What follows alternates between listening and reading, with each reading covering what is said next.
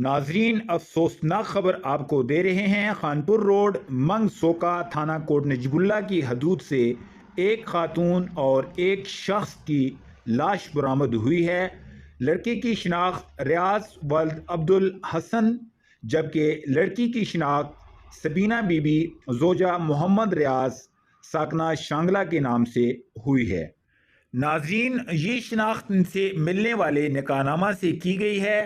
थाना कोट नजबुल्ला ने मकतूल के भाई से रब्ता कर लिया है, जो शांगला से रवाना हो चुका है। नाजरीन, मजीद आपको बताते चलें, दोनों के गले में फंदे के निशानात थे, जिनसे अंदाज़ा लगाया जा सकता है कि दोनों को फंदा डालकर कत्ल किया गया है। दोनों लाशों का पोस्टमार्टम RHC कोट नजबुल्ला में मुकम्मल कर लिया गया है। पोस्टमार्टम की रिपोर्ट आने के बाद असल हकायक सामने आने की तवक्को है। ताहम थाना कोट नजबुल्ला और RHC की तरफ से कोई हतमी रिपोर्ट सामने नहीं आई।